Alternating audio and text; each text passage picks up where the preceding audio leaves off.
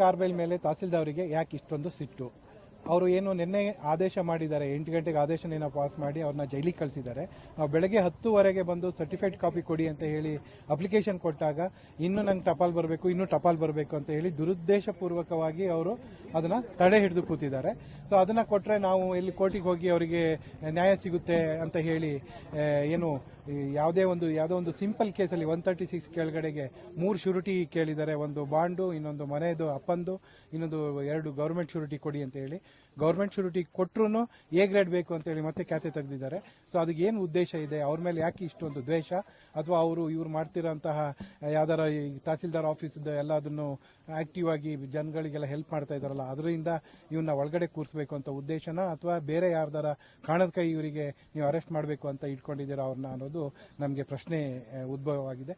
ಹಾಗಾಗಿ ನಾವು ಬೆಳಗ್ಗೆಯಿಂದ ಕೇಳ್ತಾ ಇದೀವಿ. ಹಾಗಾಗಿ ಧರಣಿ ಕೂತಿದ್ದೀವಿ. ನಮಗೆ ಅವರು ಸರ್ಟಿಫೈಡ್ ಕಾಪಿ ಇಲ್ಲಿಗೆ ಬಂದು ಅವರೇ ಬಂದು ಹ್ಯಾಂಡ್ ಓವರ್ ಮಾಡಿ ಕೊಟ್ಟು ಹೋಗಬೇಕು. ನಾವು 4 ರಿಂದ 5 ಸತಿ ನಾವು ಇದಕ್ಕೆ ಅವ್ರ ಆಫೀಸಿಗೆ ಒಳಗಡೆ ಹೋಗಿ ಬಂದಿದ್ದಾರೆ.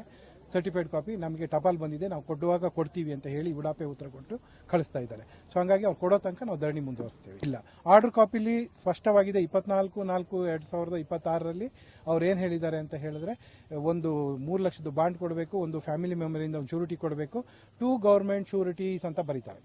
ಅದು ಯಾವ ಗೌರ್ಮೆಂಟ್ ಯಾವ ಗ್ರೇಡು ABC ಅಂತ ಏನು ಬರೆಯೋದಿಲ್ಲ.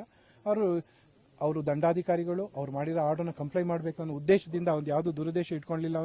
ಅವನು ಹೋಗಿ ಬಾಂಡ್ ಬರ್ಕೊಟ್ಟ. ಆಮೇಲೆ ಪರ್ಸನಲ್ ಬಾಂಡನ್ನು ಫ್ಯಾಮಿಲಿ ಮೆಂಬರ್ಸ್ ಇಂದನೂ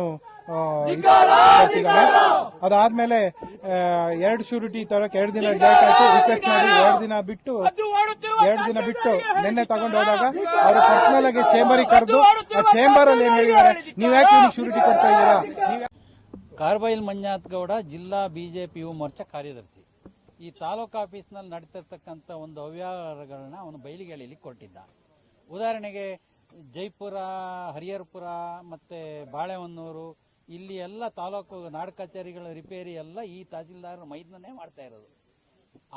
ಅದನ್ನೆಲ್ಲ ಇವನು ಕೇಳಲಿಕ್ಕೆ ಹೋಗಿದ್ದಕ್ಕೆ ಇವನ ಮೇಲೆ ಹಠ ಹೊತ್ಕೊಂಡು ಇವನಿಗೆ 107 ಹಾಕಿ ಕೇಸ್ಗಳು ಹಾಕಿ ಇವನು ಇದು ಮಾಡ್ತಾ ಇದ್ದಾರೆ. ನನಗೆ ಒಂದು ಸ್ಪಷ್ಟ ಆಗಬೇಕು, ಇದು ಬರೀ ತಹಸೀಲ್ದಾರ್ ಇದರಿಂದ ಇದ್ದಾರಾ ಅಥವಾ ಶಾಸಕರು ಇದ್ದಾರಾ, ಸರ್ಕಾರ ಇದ್ದಾರೆ? ಯಾಕಂದ್ರೆ ಬೆಳಿಗ್ಗೆ ನಾವು ಕೇಳಿದಾಗ ನನಗೆ SP DC ಫುಲ್ ಪವರ್ ಕೊಟ್ಟಿದ್ದಾರೆ, ಏನ್ ಬೇಕಾದ್ರೆ ಮಾಡಿ, ನೀವು ಎಲ್ಲಿ ಸ್ಟ್ರೈಕ್ ಮಾಡಿದ್ರು ಅರೆಸ್ಟ್ ಮಾಡ್ತೀವಿ ಅಂತೇಳಿ.